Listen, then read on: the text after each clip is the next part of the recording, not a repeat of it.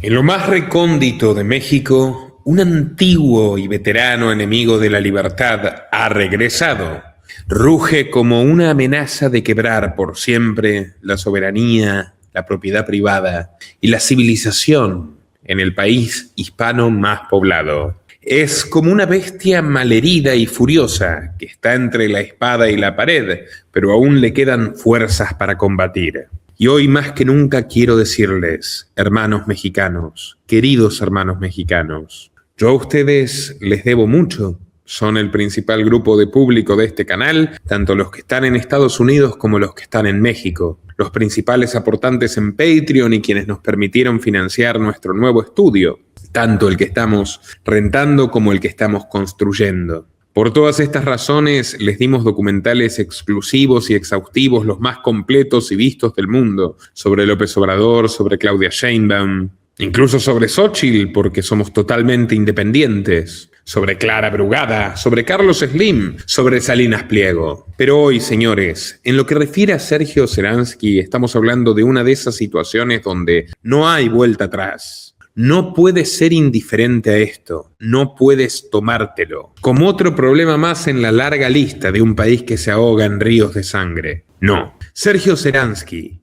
encarna al mismo tiempo al sionismo, al ecofascismo asesino que contamina niños con raspaduras tóxicas de molinos eólicos en las selvas, que estafa indígenas y que quiere acabar con las empresas mexicanas, con la armonía social, azuzando una especie de guerra civil racista, que es lo último que le falta a México para desaparecer. Por tanto, es una prioridad absoluta para todos los mexicanos que me estén mirando que esta información llegue a cuanta más gente posible y que la sociedad se organice para la expulsión de este mercenario criminal antes de que ya no exista nada por defender. Sergio Seransky, el infame cacique de la Fundación Jansa, con sede en una mansión neoyorquina a cuadras de la de Epstein, en el Upper East Side de Manhattan, es la cara visible de una cofradía de extranjeros que busca despojar a los indígenas mexicanos de las mejoras en su calidad de vida y al mismo tiempo a los legítimos dueños de tierras que les compraron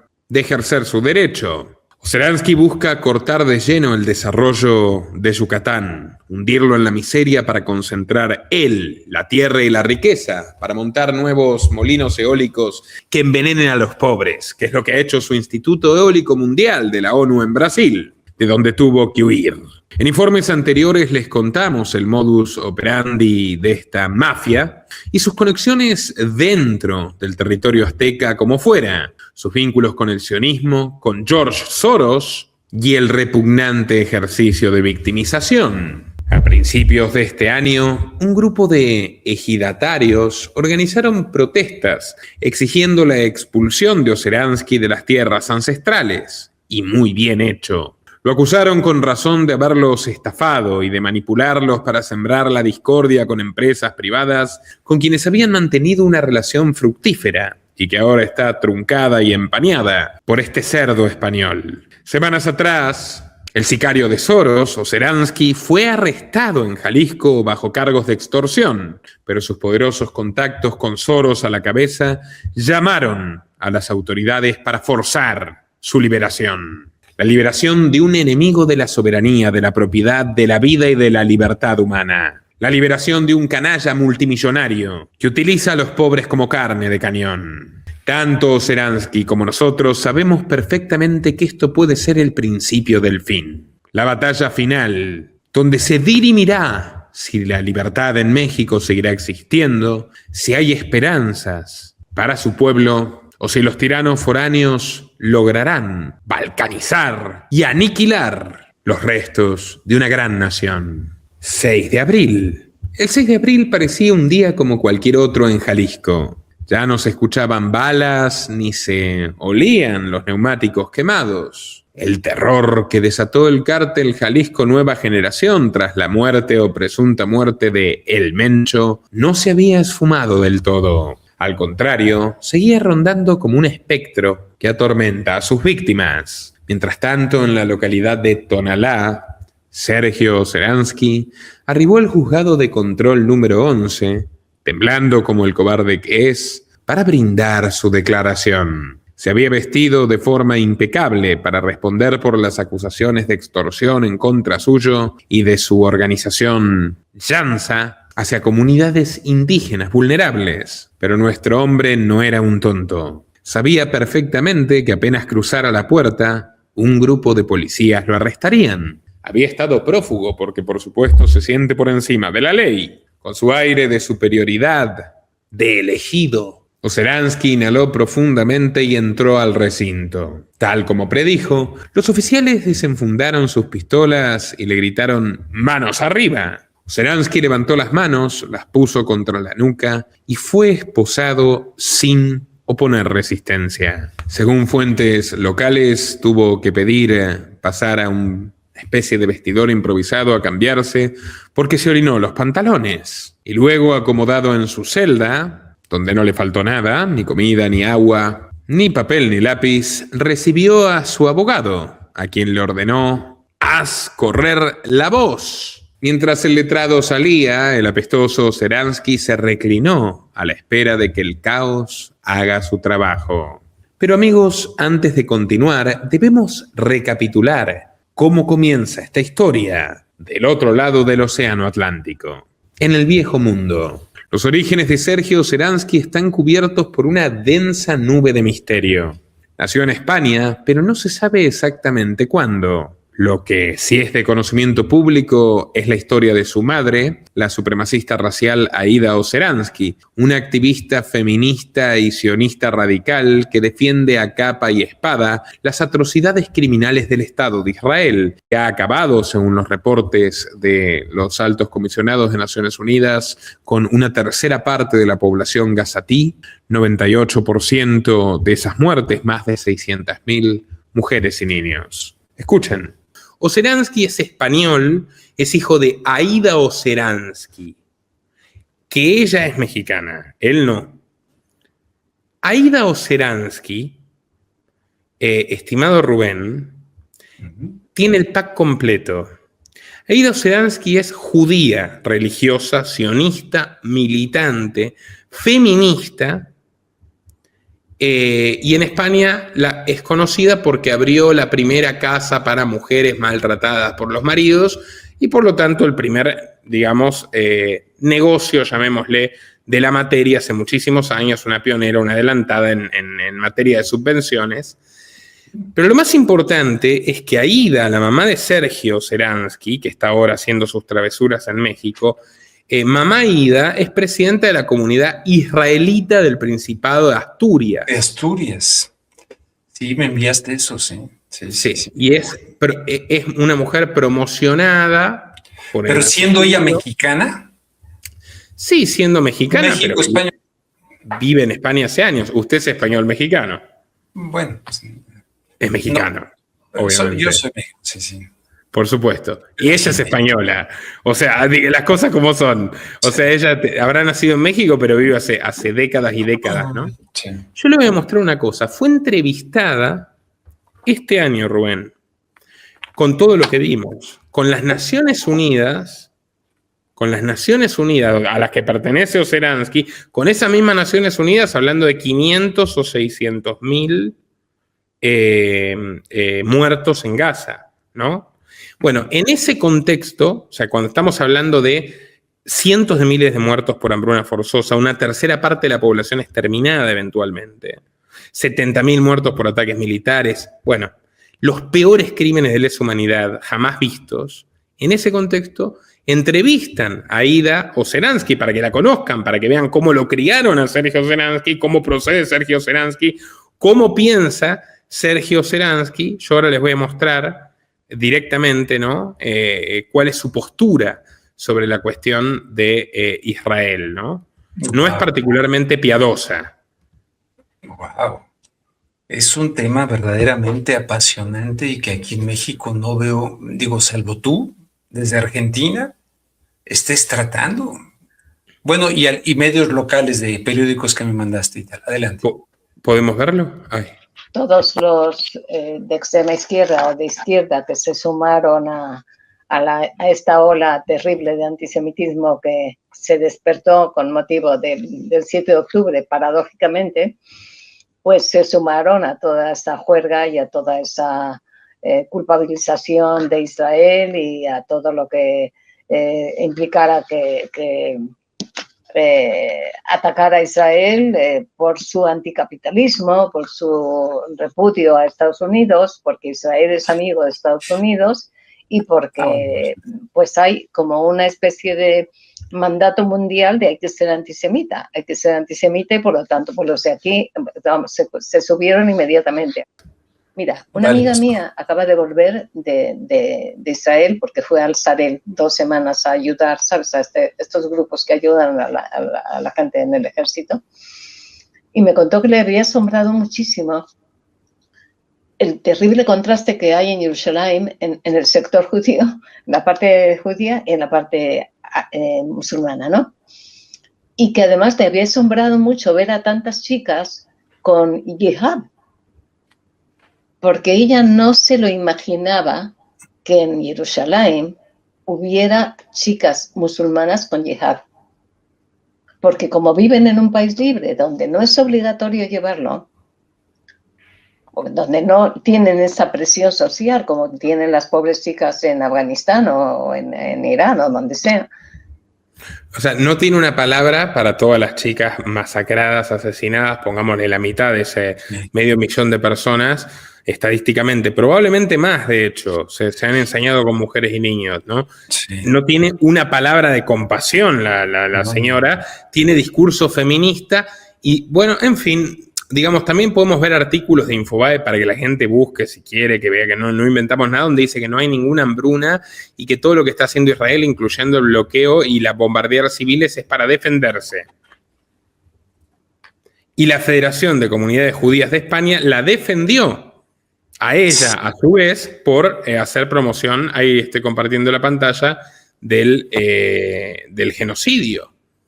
O sea, es como una cadena de encubrimientos, ¿no? Esta es la mamá de Olseransky, con la cual no es que ha roto públicamente ni nada por el estilo, ¿no? Le han dado total apoyo desde la comunidad judía de Asturias, ella es presidenta de la comunidad judía de Asturias, la Federación de Comunidades Judías de España le dio total apoyo a Aida Olseransky por los señalamientos que se hicieron en redes sociales porque ella defendió el genocidio y bueno, negó la existencia de la hambruna y de las violaciones de derechos humanos en Gaza, ¿verdad? La influencia de su madre sobre nuestro hombre caló en lo más hondo de su ser, al punto que a los 14 años de edad, este degenerado, que ahora utiliza una camiseta de Palestina libre para tratar de disimular su vil condición, fundó un grupo estudiantil que aclamaba la justicia social, totalmente contrario a la libertad individual, que por supuesto para el clan Olseransky es un objetivo a batir. Algo que resulta curioso de todo esto es que siendo el hijo de una sionista recalcitrante, de estos que dicen que, bueno, los niños palestinos serán futuros terroristas y por lo tanto merecen ser acabados, bueno, esta señora engendró al rufián que, pese a haberse educado en un kibutz israelí, una granja comunista colectiva de las que sufragan los turistas acaudalados de izquierda hace tantos años, ahora se pone la remerita de Palestina, la camiseta de Palestina y pretende que le creamos. Miren, Olseransky lleva la política en su sangre. Recibió uno de esos famosos premios fantasmas por la paz y con el dinerito ganado decidió irse a vivir ¿a dónde? A Israel, uno de los lugares más injustos del planeta, donde aprendió en un kibutz, bueno, el arte de la agricultura comunista. Los kibutz son comunidades agrícolas que surgieron a principios del siglo XX durante el mandato británico que ocupaba Palestina, que como saben es un país que se le robó a sus legítimos dueños y luego se les entregó a colonos europeos sionistas para crear allí una nación de laboratorio sobre las tumbas y las casas saqueadas a sus legítimos dueños. Los kibutz particularmente fueron promovidos por el ala izquierda del sionismo, que era muy numerosa.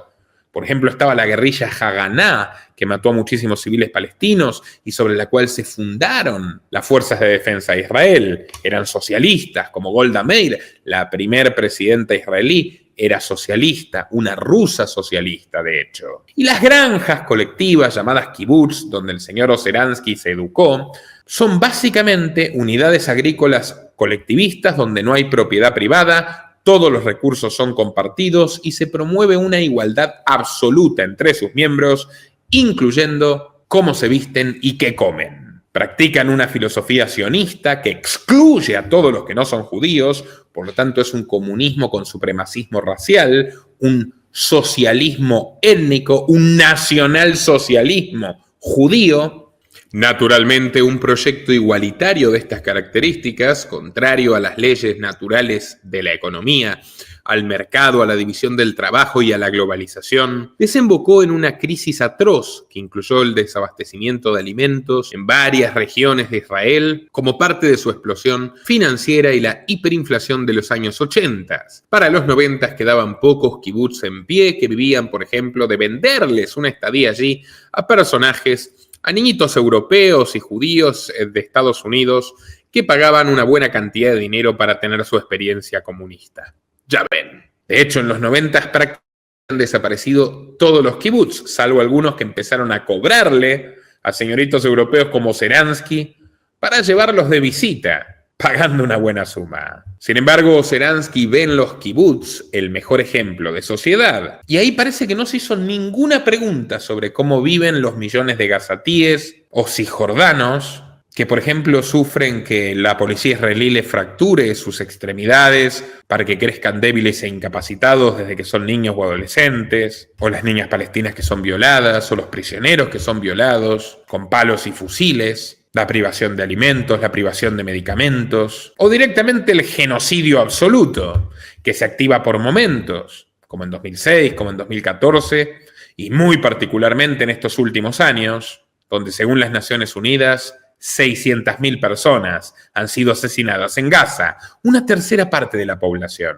Bueno, para Ozeransky los kibutz son modélicos, no hay ningún problema con Palestina, y cuando México sea tierra de kibutz, ya pueden imaginarse cómo terminarán los mexicanos. Luego de su experiencia en las tierras ocupadas por los sionistas, nuestro protagonista hizo las maletas y volvió desde su auténtico país a Europa, radicándose en Inglaterra para cursar estudios universitarios donde entablaría contacto con los grupos progresistas más infames.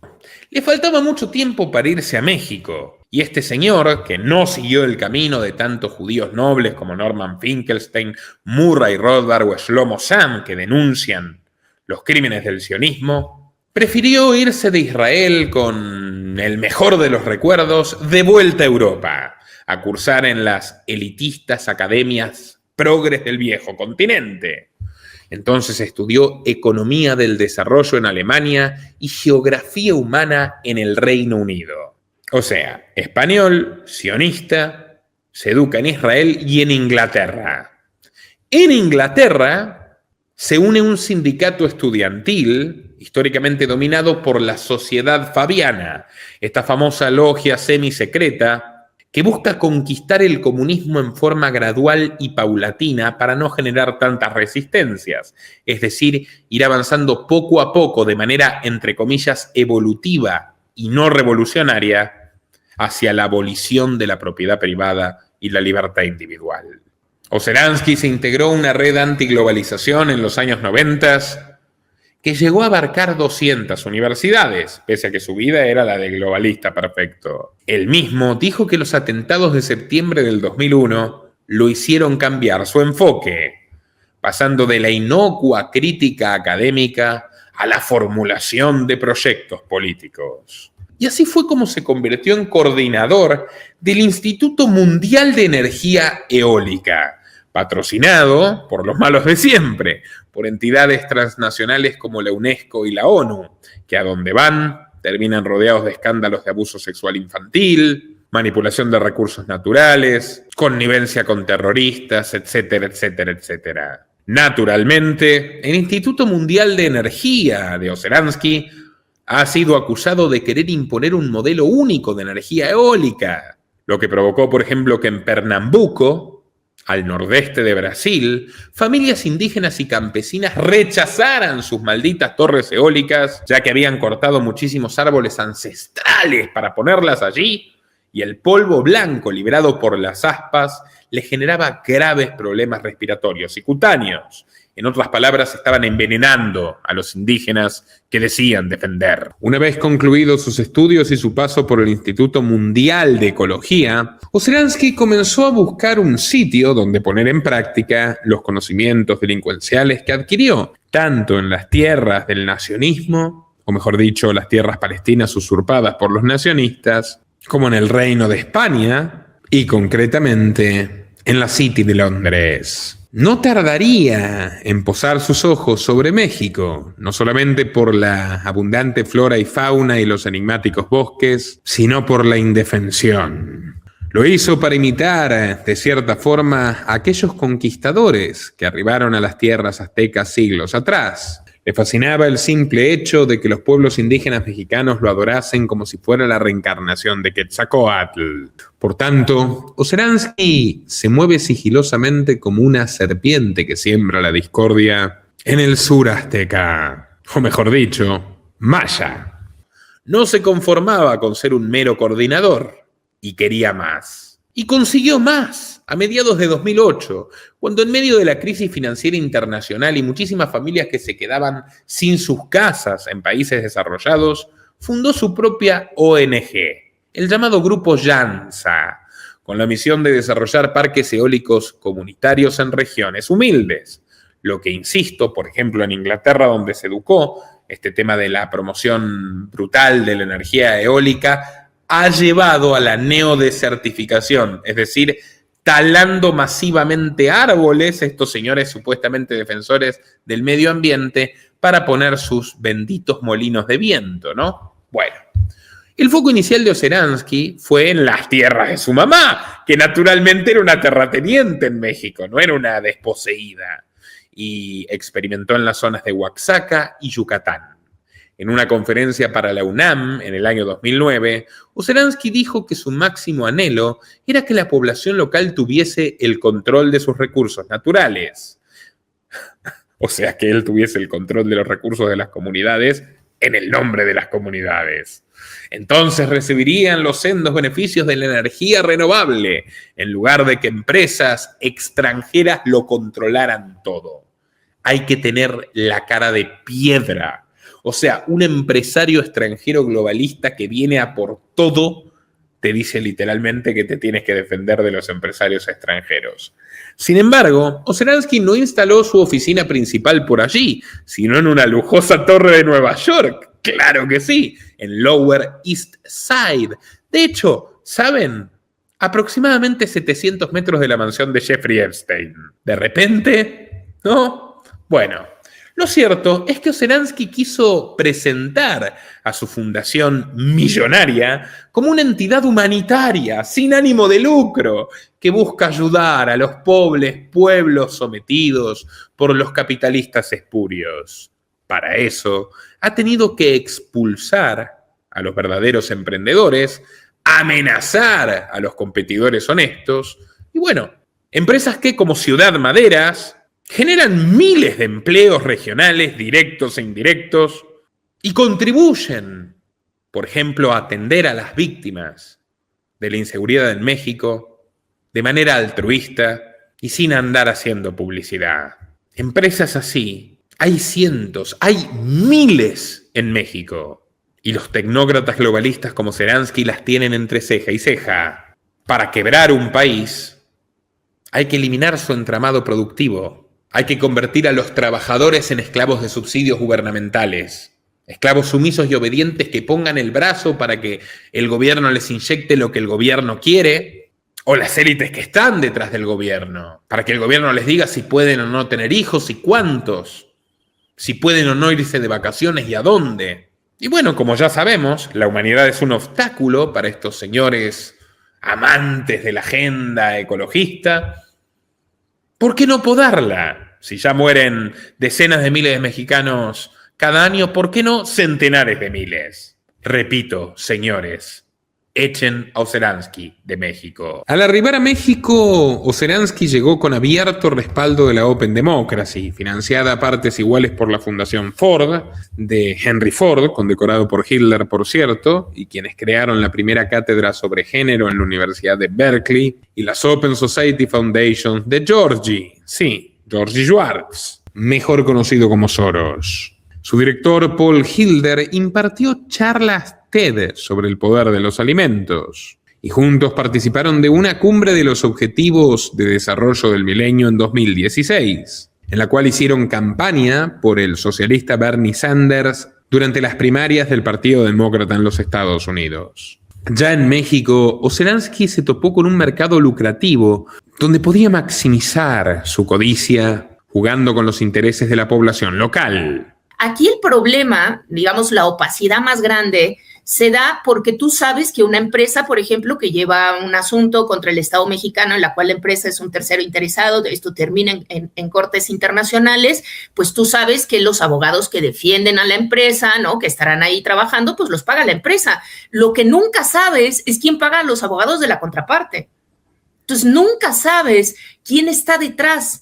Pero esto no solamente pasa en temas de desarrollo, o sea, las ONGs se han utilizado de esta manera para diferentes intereses, porque las ONGs no tienen que hacer transparente su obtención de recursos. Entonces, tú puedes ver una ONG que tiene muchísimo dinero y en su página te declara que tiene 2 o 3 donantes. Evidentemente no es así, hay muchísimos otros donantes detrás, de los cuales el público no está enterado. Pero el discurso romántico con el que te venden las cosas, pues evidentemente captura a más de un incauto. Y no solamente de la comunidad involucrada, sino de la sociedad civil en general.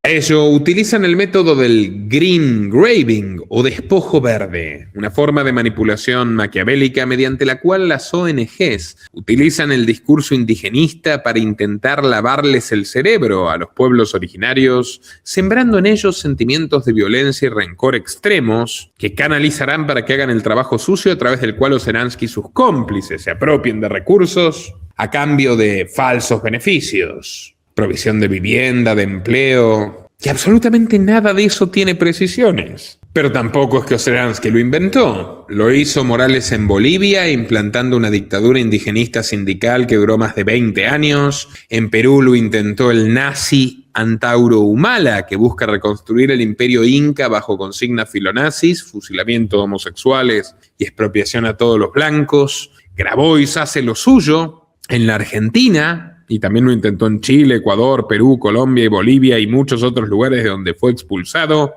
Y los terroristas mapuches han sembrado la discordia. Yo particularmente entrevisté a Diego Frutos, que fue 2 veces víctima de ataques violentos que lo dejaron al borde de la muerte, ¿no? Los mapuches en Argentina y en Chile con Joe Louis y la Mapuche Link International con sede Bristol en Inglaterra detrás. Oceransky básicamente decidió montarse el circo indigenista en un país que de por sí está traumatizado por la guerra contra las drogas, que nunca termina y que nunca debería haber comenzado, por la regencia de una nueva dictadura perfecta que es la de Morena, y por la descomposición de una sociedad que está perdiendo el hábito del trabajo y el respeto al ahorro y a la propiedad. Paso previo a terminar como Venezuela. Por cierto, además, todo esto se está militarizando cada vez más, y no precisamente para defender a las víctimas de Oceransky, sino para blindar a los sujetos como Oceransky. No faltarían en ayudarlo muchos de sus compatriotas. ¿A qué me refiero con que quieren fragmentar México para depredar los recursos que le quedan?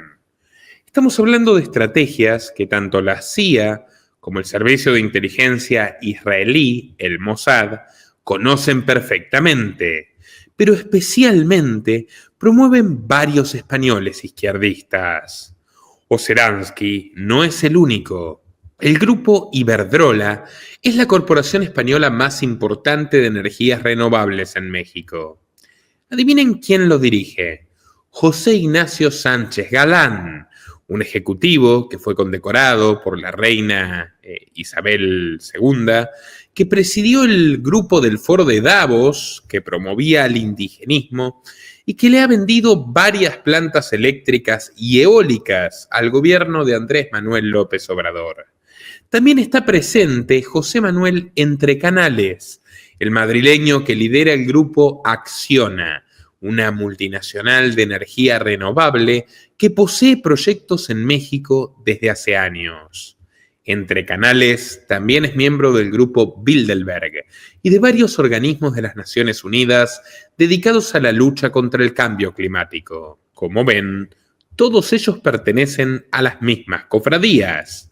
También hay portavoces dentro de esta izquierda corporativa como el español Paco Ignacio Taibo II, un escritor y sindicalista nacido en Gijón que se ha mudado a México desde joven, el del documental Patria. ¿Cuál patria? Pero bueno, desde entonces ha participado en la Liga Comunista Espartaco, en el Comité de Lucha de la UNAM y ha trabajado para López Obrador realizando documentales proselitistas. Pero quien realmente está tiñendo de izquierdismo español a la nación azteca, que vaya que no lo necesita, es sin lugar a dudas Pablo Iglesias. Este político frustrado, que fue socio de Pedro Sánchez en su día,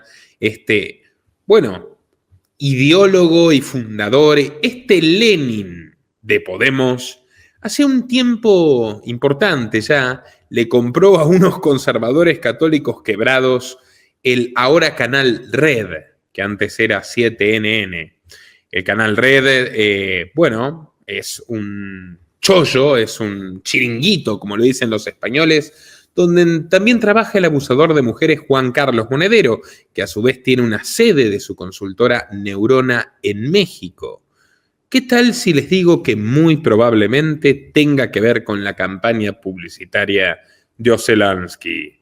Porque los vínculos son bastante estrechos. No es casualidad que Pablo Iglesias haya sido personalmente recibido por López Obrador y luego se haya reunido con Clara Brugada. Canal Red tiene al menos 6 contratos millonarios con el gobierno y ahora también posee su propia sede en el DF, ubicada en un penthouse exclusivo en zona corporativa en la colonia Condesa. No podía ser de otra forma. Reitero, Grupo Llanza no habría podido existir sin la influencia del cofundador y socio de nuestro villano Joseph Puig.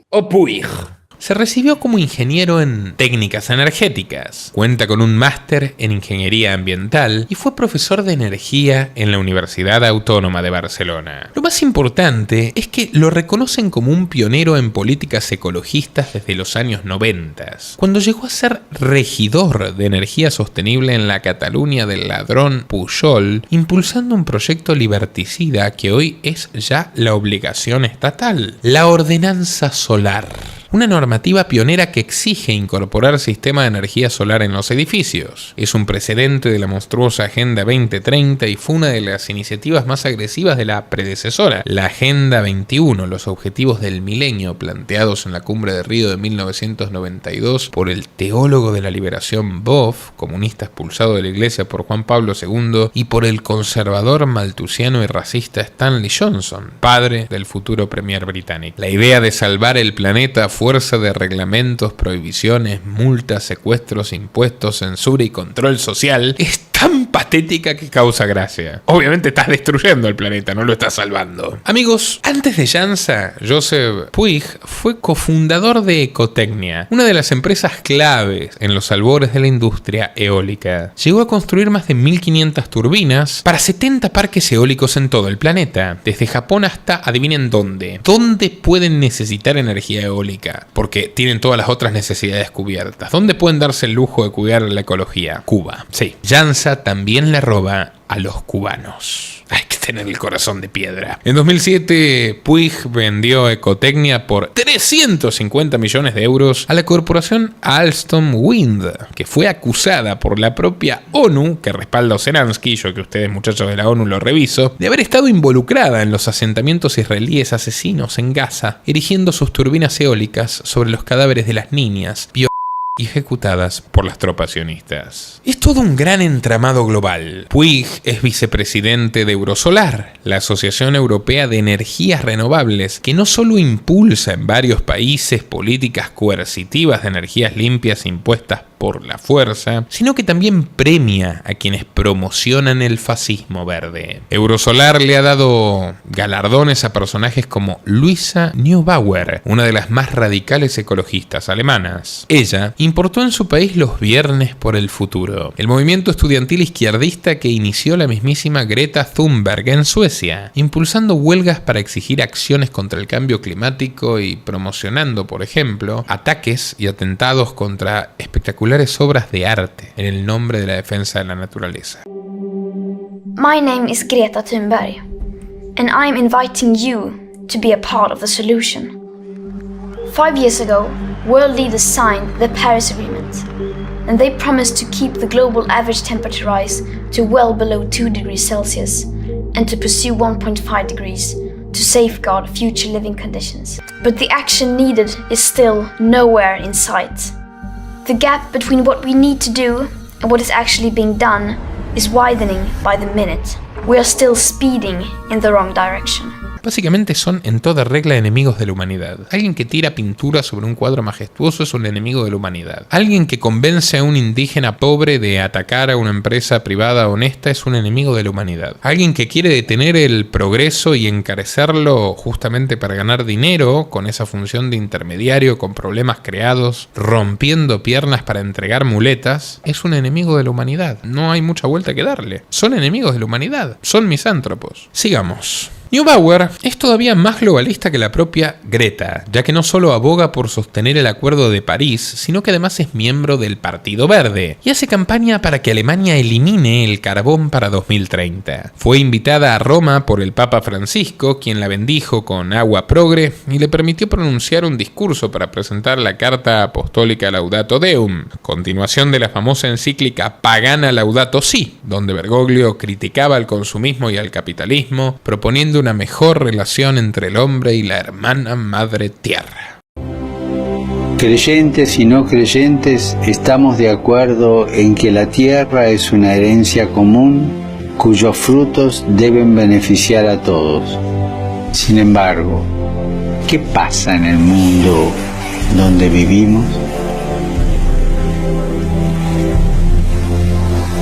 Muy poco cristiano, la verdad. A este tipo de sujetos siniestros estuvo premiando el cofundador de JANSA, una de las tantas ONGs ecologistas que se sirven del Estado para aplicar sus poderes coercitivos. Sin perder tiempo, Sheransky empezó a buscar conejillos de indias para su experimento draconiano. No tardó en hallarlos en la comunidad indígena de Ixil, donde lanzó una campaña en contra de la empresa Ciudad Maderas, una de las principales desarrolladoras del país y la más intachable en términos de reputación, acusándola de orquestar despojos de tierras comunales y ejidales, a pesar de que los mismos habitantes lo desmintieron y aseguraron que los predios fueron adquiridos hace una década, en 2016, mediante una operación de compraventa normal entre particulares a precios de mercado y que los registros de la transacción podrían comprobarse perfectamente en el registro público de la propiedad y el comercio. Nada de esto le importó al caballero y siguió con sus actividades mesiánicas de la mano de la nefasta USAID, tal como lo comentó la abogada María de las Nieves García Manzano, una de las mejores profesionales de México. Un placer tenerla conmigo y si puede contarle al público, en la medida que quiera, por supuesto, las circunstancias en las cuales usted toma contacto con este mundo y, por ejemplo, coincide en una reunión con este señor Sheransky y su proceder tan particular, ¿no?, en su injerencismo en México, porque no es mexicano. Sí, mira, Nicolás, yo conocí al señor Sheransky hace aproximadamente 10 años, más o menos 8 o 10 años, en una reunión auspiciada por USAID. Esta reunión fue organizada en el marco de la conflictividad social que estaba generando la reforma energética del entonces presidente Enrique Peña Nieto. Cuando se empiezan a desarrollar todos los proyectos energéticos, se empieza a permitir la inversión privada en el sector eléctrico, se empiezan a realizar subastas y demás. USAID patrocina un evento en el cual nos invita a las personas, digamos, las ONGs más importantes en materia ambiental, algunos grupos de activistas indígenas, tanto de la península de Yucatán como de Oaxaca. A mí me invitan por los estudios que hago, por haber sido la primera firma en México que hace este tipo de estudios, y nos invitan a pasar un fin de semana a un balneario muy cercano a la Ciudad de México que se llama Cocoyoc. Estuvimos ahí todo el fin de semana, si no recuerdo, de jueves o de viernes a domingo, y el evento de lo que versó fue de generar esta cohesión antes inexistente entre los grupos opositores a los proyectos eléctricos en México, que estaban muy, muy separados. Por una parte, la gente que operaba en la zona de Oaxaca y la gente que operaba en la zona de Yucatán.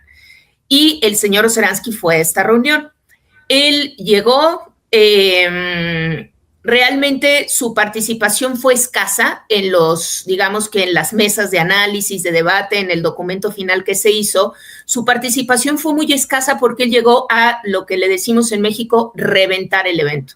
Él llegó a gritar, a tomar el micrófono, a decir que el desarrollo no se podía hacer de ninguna manera por parte de las empresas privadas, que el desarrollo se tenía que hacer con el modelo de negocio con el cual él ha intentado trabajar en México durante los últimos años, que este modelo de negocio es un modelo en el cual él llega con las comunidades, le dice a las comunidades indígenas que el proyecto es malo, que no les va a servir, que les va a hacer muchos impactos negativos, etcétera, y después les propone que el proyecto se realice con él, o sea, es decir, en sociedad con él.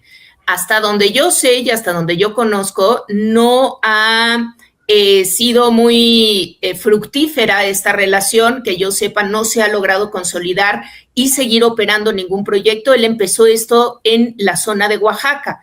Sin embargo, a raíz de esa reunión propiciada y auspiciada casualmente por USAID, se juntan estos grupos opositores y él empieza a tener contacto también con personas, grupos opositores de la península de Yucatán.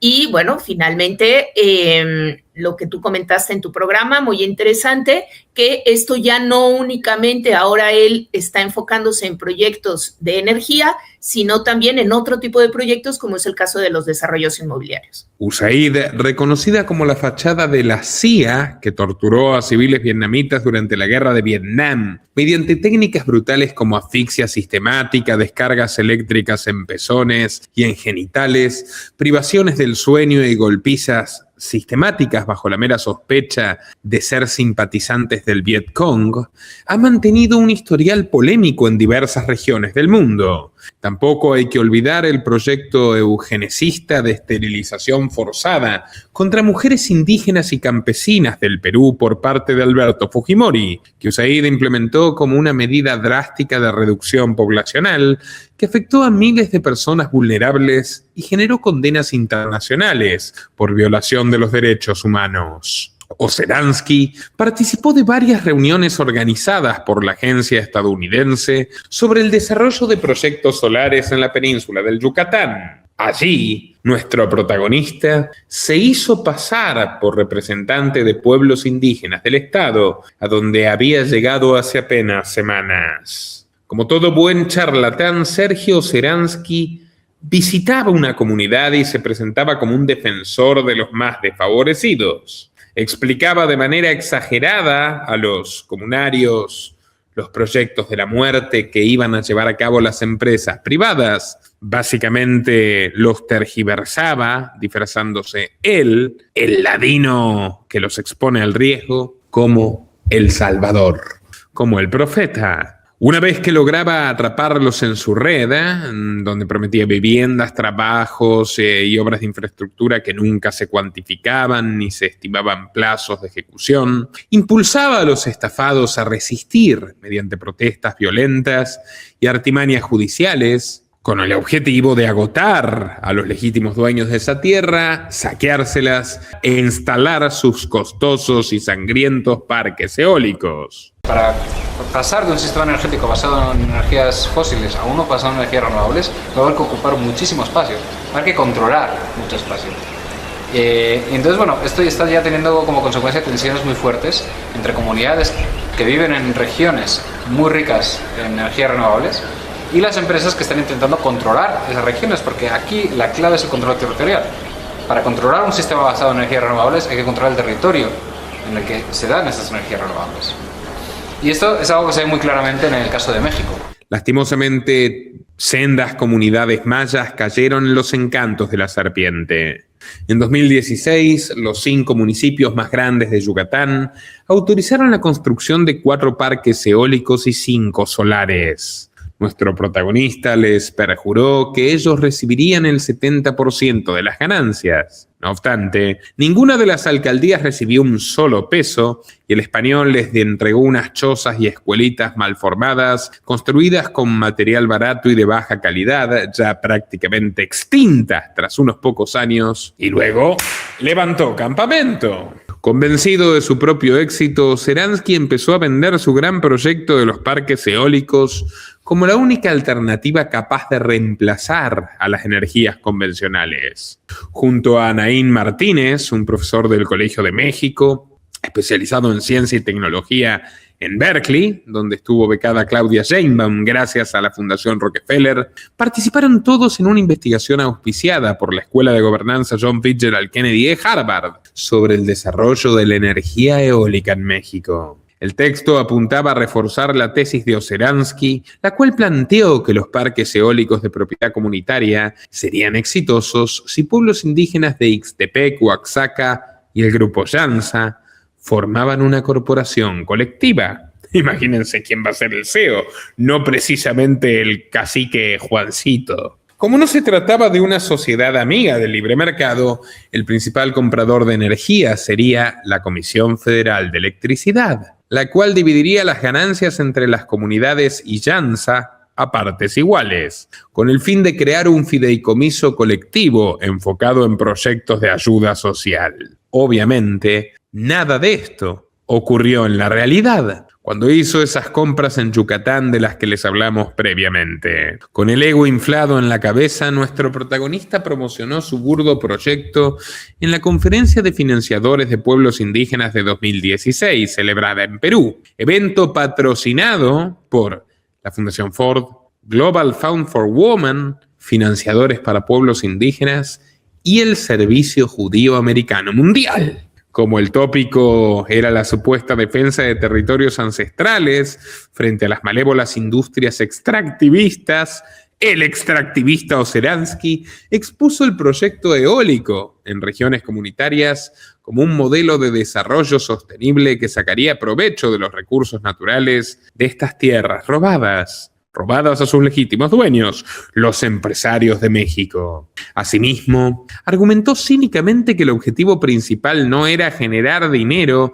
sino preservar las culturas milenarias de los pueblos originarios, que todos sabemos que se caracterizan por la energía limpia, ¿verdad? Claramente. Son los inventores, el cacique Jeffrey Sachs y Pocahontas Elizabeth Warren. ¡Ja! Su ponencia encantó a todos, sobre todo a 2 señoritas, cuyas presentaciones eran muy similares a las de nuestro hombre, pero enfocadas en Asia y en África. Soledad Mills, CEO de Equitable Origins, y Joanna Lewitt, directora de Thousand Currents, 2 organizaciones que comparten los mismos financistas que el grupo Llanza. Por un lado, Equitable Origins, promocionada por la Fundación Ford y el Foro de Davos, se dedica a entregar certificados de proyectos de desarrollo energético a empresas family friendly, del medio ambiente, claro. No obstante, no existe certeza bajo qué parámetros Origins otorga estos permisos, ya que la mayoría de sus clientes no son nada amigables con el ecosistema. Grandes compañías acostumbran a mentir en sus informes respecto a la cantidad de metano que sale de sus instalaciones. Por ejemplo, Chevron, de los Rockefeller, ha destruido la Amazonia ecuatoriana, vertiendo ingentes cantidades de residuos tóxicos en sus aguas, ocasionando que la mayoría de los pueblos originarios padezcan cáncer y sean utilizados como mano de obra esclavizada por la petrolera de los Rockefeller y los misioneros evangélicos estadounidenses. Pero de todas formas, Equitable Origins lo certifica como una empresa limpia. Tomen nota. En el caso de Thousand Currents, Con el respaldo de Planned Parenthood, la gran red de clínicas abortistas, la Fundación Novo de la familia de Warren Buffett y Yale Giving de Mackenzie Scott, ex esposa de Jeff Bezos, tienen como enfoque principal financiar a todo tipo de ONGs medioambientales. Entre las beneficiarias estuvo el movimiento de extrema izquierda Black Lives Matter, que no tenía nada que ver con el medio ambiente. En 2022, Southern Currents admitió haber desembolsado más de $60 millones entre 2016 y 2020 a Black Lives Matter e incluso ofrecerles comisiones administrativas por encima del 15% con las cuales se compraron mansiones. Las señoras que las llevaban a cabo. La persona encargada de dicha organización fue Susan Rosenberg, una terrorista comunista de origen judío que fue condenada a 58 años de prisión por el asesinato a sangre fría de 2 policías por la espalda durante un asalto en un banco y por colocar una bomba en el Capitolio en 1983, aunque en 2001 la indultó Bill Clinton. Miren, con semejantes aliados que comparten su odio por la humanidad, nuestro protagonista se sentía en el paraíso. Ozeransky tocó el cielo con los dedos, ¿no? Volvió a México e intentó retomar entonces sus actividades en Yucatán, pero se topó con una inesperada sorpresa. Por suerte, muchos de estos señores se dieron cuenta, pues son tan humanos como Ozeransky y tienen una cabecita que piensa. 25 comunidades mayas de la asociación Much Simbal se juntaron en 2019 y publicaron un comunicado afirmando que se desligaban por siempre y para siempre de Llanza, porque habían perdido completamente la confianza en el timador Ozeransky. El español tuvo que marcharse allí a patadas. No puede volver a cruzarlos en persona. Les huye como una rata a los mayas que estafó. Y obviamente no se puede escapar de un pasado así. Ozeransky tiene muchos enemigos y 2 causas judiciales abiertas por difamación. Aún está por verse si irá preso, que creo que sin duda lo merece. Aunque díganme en los comentarios, amigos, ¿creen que debería ir preso o mejor sacarlo cuanto antes de México? ¿Preso o extraditado? Los leo atentamente. Por supuesto merece sus garantías, su juicio justo y todo lo demás, pero lo que estamos viendo es un comportamiento terriblemente problemático. El conquistador verde subestimó a los indígenas. En su mente elitista, pensó que eran seres primitivos que vivían en medio de la selva alejados del mundo. Por algo los mayas fueron imperios, Sergio, y una civilización bastante avanzada en la antigüedad, caracterizada por grandes obras arquitectónicas, conocimientos de astronomía y matemáticas y una extrema crueldad hacia sus enemigos. No obstante, la suerte volvió a salvar a Ozeransky porque en aquel entonces Andrés Manuel López Obrador ocupaba la presidencia. Gracias a la herencia de López Obrador, la ley ambiental en México permite que un solo alegato de impacto ambiental pueda frenar un proyecto de una empresa privada, no importa cuánto se haya esmerado para llevarlo adelante. Pero no solo se reducen a eso, señores. Esta persona que nos contactó, esta fuente, también nos dijo que las fundaciones aplican técnicas más perversas. Un grupo de abogadas de una ONG transnacional le tendieron una encerrona a un empresario en el norte de Puebla y lo acusaron falsamente de un intento de abuso. Todo para que no pueda concretar su proyecto empresarial, que hasta entonces era visto con mucho entusiasmo por los vecinos. Le hicieron lo mismo que le hicieron al gran periodista Julian Assange. Lo mismo hace Ozeransky. Te acusa de delito siendo el delincuente él, sale en notas de prensa tratando de acaparar la atención como un salvador del pueblo, te demanda ante el gobierno y con sus cómplices mancha tu imagen y la imagen de tus socios. Esta triste historia siempre ha existido, pero desde que llegó López Obrador y dejó su herencia en manos de Sheinbaum, todo empeoró. La cultura anticapitalista y antiempresarial de México, que mantiene al 40% de la población en la pobreza, prospera. Y quienes se enriquecen paradójicamente, los más ricos de todos, los que quieren la riqueza para sí, los que no piensan en el mercado, sino en mercados esclavos. Carlos Slim y sus socios. El resto pierde sus negocios. Así se destruye un país. Ellos lo entendieron y así lo están entendiendo otros. Hay 2 empresas que se están resistiendo, están esperando que yo me vaya. Yo les aconsejaría que se resuelva en estos días ya, porque conozco muy bien a la presidenta electa, la conozco mejor que ellos. y es muy recta. En una de esas voy a salir yo fresa. La construcción del Tren Maya por parte de la llamada Cuarta Transformación le vino como anillo al dedo al grupo Llanza, aparte de haber sido un proyecto faraónico que les costó un dineral a los contribuyentes mexicanos y bueno, se descarriló en unas cuantas ocasiones. Ha devastado por completo, ha diezmado a los mayas, ocasionando deforestaciones masivas y desplazando indirectamente a poblaciones enteras. Nada de esto es casualidad, puesto que en 2021 México suscribió a los acuerdos de Escazú, que da el máximo poder a ONGs como la de Oceransky. Yo estoy investigando el acuerdo de Escazú, las consecuencias del Tratado de Escazú, vamos a hablar también de eso, que es un marco globalista que México suscribió en 2021, que se advirtió en muchísimos países. El que más resistencia plantó fue Colombia, el tema de que viola la soberanía. Y el acuerdo de Escazú contempla que ONGs como la de este sujeto, literalmente es como una figura de oligarca ingeniero social creado por el acuerdo de Escazú, que este tipo de sujetos, cuando digan que hay un riesgo ambiental o una comunidad en peligro, las dos cosas, puedan detener proyectos empresariales productivos o expropiar tierras, propiedad privada, incluso que no sea de empresas, de personas. O sea, le da unos recursos expropiatorios. Y además dice que finalmente son los tribunales americanos supranacionales, línea OEA, la ONU, la Corte Internacional, etcétera, los que tienen la última palabra. O sea, los estados renuncian a su soberanía sobre esta materia de los delitos ambientales, las disputas de tierras estratégicas, etcétera. México firmó con López Obrador ese tratado. Yo me acuerdo que fui a la televisión paraguaya en su momento a explicar el peligro de esto. Ahora lo estamos viendo. Estas actividades han continuado durante el sexenio de Sheinbaum, quien ha abierto las puertas a otras compañías para que exploten a su antojo las fértiles tierras de Yucatán, entre ellas la neerlandesa cervecera Heineken. Señora presidenta, estamos aquí para reafirmar nuestro compromiso con México.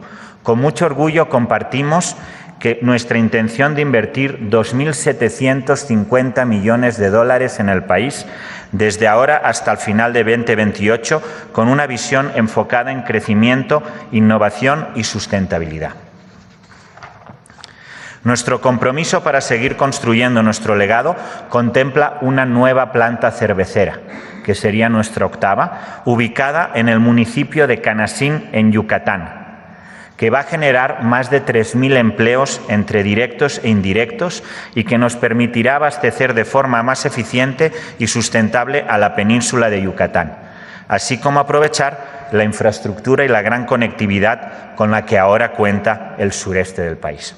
Heineken aseguró que la construcción de su planta tenía el consentimiento de todos los pueblos indígenas locales. ¿Quién firmó? Oceransky. Salud.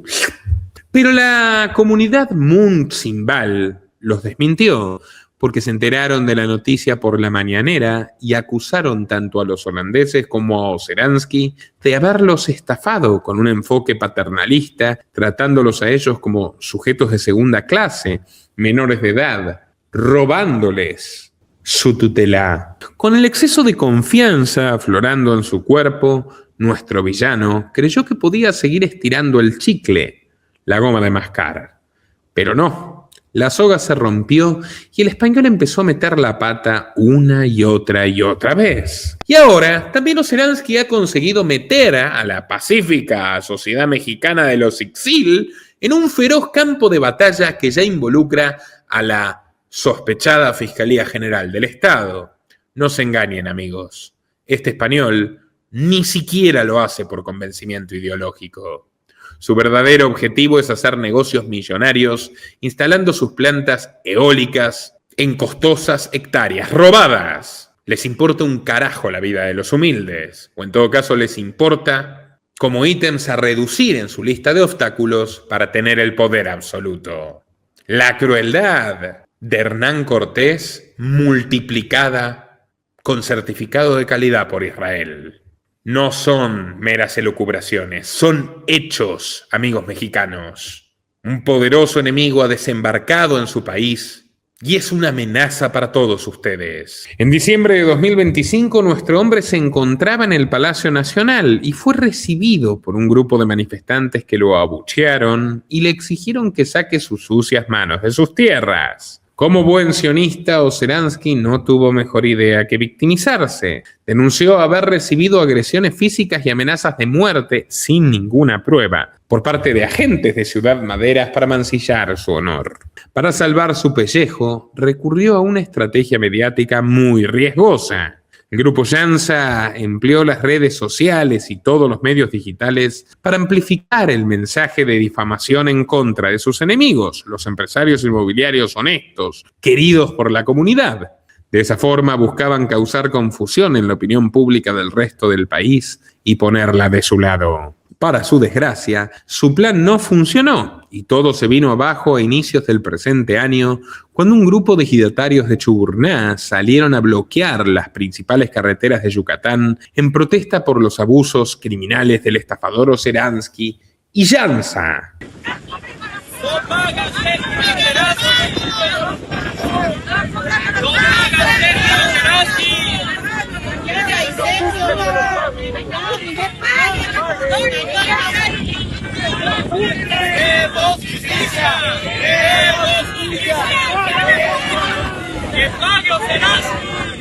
Todo comenzó hace mucho tiempo, cuando Oceransky realizaba sus primeras inversiones verdes en la península. Arribó al ejido de Chuburná, se reunió con sus dirigentes y les explicó las supuestas maravillas hechas por el grupo Llanza en materia medioambiental. Nuestro hombre logró captar la atención de los ejidatarios cuando mencionó la propuesta de propiedad colectiva eólica, donde los ingresos se repartirían a partes iguales. Para terminar de persuadirlos, les aseguró un pago de 5 millones de pesos para iniciar el programa. A cambio, el español exigió a los comunarios que rompieran relaciones con empresas privadas con las que habían trabajado perfectamente y que las denunciaran de forma artera ante la justicia estatal. Pero la gente de Chuburná no quería hacerlo porque tenían buenos tratos con aquellas organizaciones y habían desarrollado sus labores respetando sus usos y costumbres. La envidia y la rabia de Oceransky lo condujeron a actuar de manera errática y cada día sus amenazas y chantajes se volvían más insoportables. Los ejidatarios que ya sospechaban de él no dieron su brazo a torcer y acudieron a sus socios privados para advertirles de lo que estaba pasando. Rápidamente, todos se pusieron manos a la obra y contactaron a sus equipos jurídicos para que frenen los movimientos del ruin Sergio y evitar que el caso caiga en el olvido bajo miles de expedientes. Tras varios meses de incertidumbre, finalmente, Sergio Oceransky fue arrestado, como Dios manda, el 6 de abril en Jalisco, bajo los cargos de extorsión. Tal como narramos al principio de esta historia, Sergio se encontraba en su celda ya relajado y despreocupado, y esto intrigó mucho a sus custodios. El cobarde de repente ya estaba rehecho. La noticia de su arresto corrió como reguero de pólvora, y tanto Llanza como los acólitos de la Open Society y el Centro de Justicia para la Paz y el Desarrollo, CEPAL, lanzaron todo su arsenal contra la justicia de Jalisco. En un comunicado que muestra el poder del globalismo que ya se interpone sobre la soberanía de México y su ley, calificaron la detención totalmente justificada de este terrorista ibérico como un acto de arbitrariedad y una vulneración de sus derechos humanos. El que intoxicaba indígenas en el Amazonas, Sergio Oceransky, señores, formado en un kibutz. No solo exigieron su liberación, sino que se les sean otorgadas medidas especiales para garantizar su seguridad. ¿Y la seguridad de la empresa que este tipo expolia? ¿Y la seguridad de los indígenas que estafa? ¿Quién la garantiza? Me pregunto. Mexicanos, pregúntenselo a sus autoridades. ¿Qué diablos hacen defendiendo al criminal Oceransky? ¿Para quién trabajan? La noticia trascendió fronteras y llegó hasta Asturias, la tierra natal de nuestro hombre, donde el diario.es, propiedad del sorosiano Ignacio Escolar, hizo cobertura de su arresto y entrevistó a la familia de Sergio, quienes aseguraron que fue detenido como un castigo por su incesante lucha contra las malvadas empresas inmobiliarias y energéticas. Malvado, empresario, inmobiliario porque se dedica a robarle inmuebles a otros, y energético porque produce energía eólica tóxica y asesina de indígenas. Todo eso es Sharansky, señores. La presión tuvo su efecto en México y las autoridades de Jalisco no tuvieron otra alternativa que liberar al cerdo español. Soy Sergio Sharansky, director de Fundación Llanza, y vengo a explicar el proceso por el cual fui objeto de una detención arbitraria y fue de un intento de criminalización en Jalisco, debido a, bueno, por acción de un megaproyecto inmobiliario llamado Ciudad Maderas, y también debido a las omisiones y también a, bueno, básicamente a toda una serie de informes falsos, encubrimiento, etcétera, etcétera, por parte de la Procuraduría Federal de Protección al Ambiente, Profepa, y de Semarnat. Sin perder tiempo, Sharansky convocó a una rueda de prensa donde hizo lo mejor que sabe hacer, victimizarse. Exageró los hechos asegurando que, en el día de su arresto, los policías lo metieron a la fuerza en un patrullero cuando salió brevemente de la fiscalía para quitar su computadora portátil de la camioneta. Vendió esas tierras y metió una denuncia acusando a la comunidad de despojarle de sus tierras, o cuando falsos. Siguieron y luego intentaron judicializar esa carpeta, pero en la audiencia de imputación, la misma Fiscalía General del Estado de Yucatán se reservó la imputación, porque veían que no tenían elementos. Bueno, el martes, pocas horas después de que me hubieran liberado, recibo el citatorio para el 15 de abril para la audiencia de imputación de esa carpeta. Y eso, francamente, no creo que sea ninguna casualidad. No hay ningún elemento nuevo. O sea, de cuando lo intentaron judicializar y que se lo reservaron, se echaron para atrás, hasta el día de hoy, no hay absolutamente nada nuevo en esa carpeta. Y parece que, pues, más bien a lo que responde es a que se han dado cuenta de que aquí no les ha funcionado y que van a intentar imputarme allá en Yucatán. Este sinvergüenza tuvo el descaro de decir que los uniformados lo discriminaron por su acento yucateco, dice el español, y su condición de indígena. Su condición de indígena. ¿Escucharon? El sionista del kibutz español dice que es indígena, se autopercibe indígena. Mándenle un psiquiátrico si no lo meten preso, por lo menos. El momento más bochornoso fue cuando la Fundación Llanza y sus aliados solicitaron a la Alta Comisión de Naciones Unidas para los Derechos Humanos medidas de protección a la integridad de Sharansky, el estafador del monorraíl de los Simpson, ¡joder! En una ciudad con dinero es como una mula con patines. Nadie sabe cómo los obtuvo y nadie sabe cómo usarlos. Aunque nuestro protagonista está resguardado por las Naciones Unidas, no resulta nada llamativo que un extranjero reciba esta clase de privilegios, a diferencia de otros activistas que no tienen la misma suerte. Hasta donde sabemos, el crimen organizado no tocó a Sharansky ni con el pétalo de una rosa. ¿Por qué será? Sí, ¿por qué? ¿Por qué no hay narcos contra Sharansky? Bueno. No obstante, nuestro rufián no pudo festejar por demasiado tiempo. La Fiscalía de Jalisco le impuso medidas cautelares, entre ellas la imposibilidad de salir del estado mientras dure la investigación. La verdad lo deberían deportar ya. Yo creo que tenerlo en el estado es una ofensa contra el estado. Por si fuera poco, la justicia de Yucatán reactivó los procesos en su contra, bien hecho, y todo indica que quizás no pueda salirse con la suya. Pero ustedes, amigos, tienen que estar pendientes de que este sujeto se vaya de México o se quede pero adentro de una celda. Sharansky, sin embargo, guarda otro as bajo la manga. Resulta que cuenta con la protección federal que le fue otorgado por un dudoso magistrado de la Ciudad de México, a cientos de kilómetros de donde opera. En pocas palabras, cuenta con el respaldo del gobierno de Morena, debido a que tras la aprobación de la nefasta reforma judicial, todos los fiscales, jueces y abogados públicos son soldados de la izquierda, ya no garantes de las leyes mexicanas. Obviamente van a proteger a los aliados de Morena como Seransky, si es que sus patrones se lo ordenan. Además, nuestro antagonista cuenta con la asesoría de los bufetes de abogados más grandes y prósperos de México y el extranjero.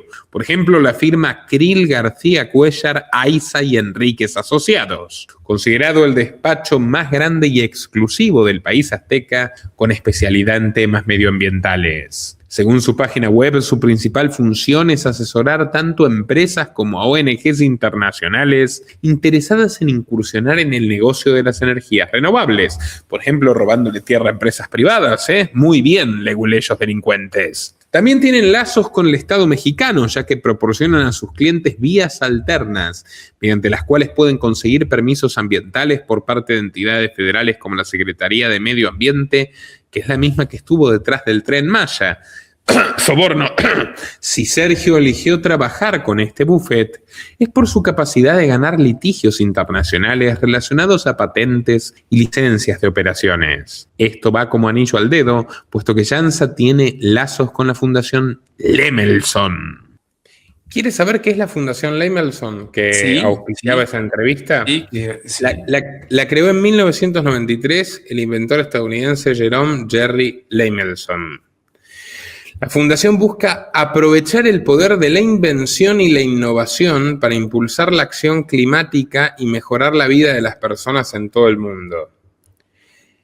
La crítica más conocida a esta fundación, Jerome Lemelson, que lo auspicia al sujeto en cuestión, a Seransky, es que son los mayores cazadores de patentes del mundo ecológico.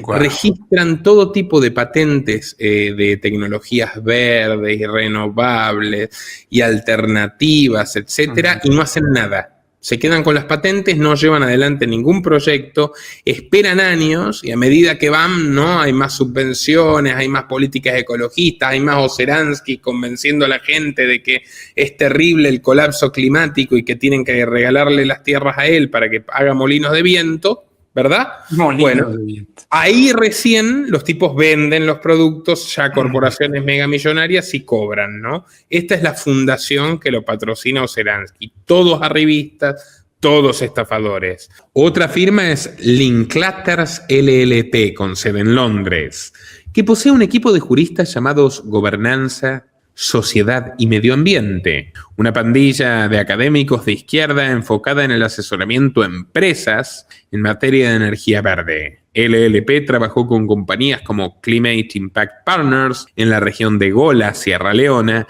en el desarrollo de planes de conservación forestal, siguiendo los lineamientos del Programa de Desarrollo Sostenible y Reducción Poblacional, antecesora de la Agenda 2030. Al igual que los pleitos entre Grupo Jansa y las comunidades mayas, en África varias empresas transnacionales han entrado en disputas territoriales con población local, a fin de extraer minerales como diamantes, hierro, oro y coltán. Muchas de ellas han construido sus proyectos de reforestación en terrenos comunales usurpados, sin el consentimiento de sus dueños, algunos de los cuales fueron directamente torturados, abusados sexualmente o exterminados, como es el caso de la WWF, que asesinó a múltiples tribus de indígenas cazadores para proteger a especies en peligro de extinción, tal y como denuncia la ONG Survival International en la Corte Penal Internacional de La Haya.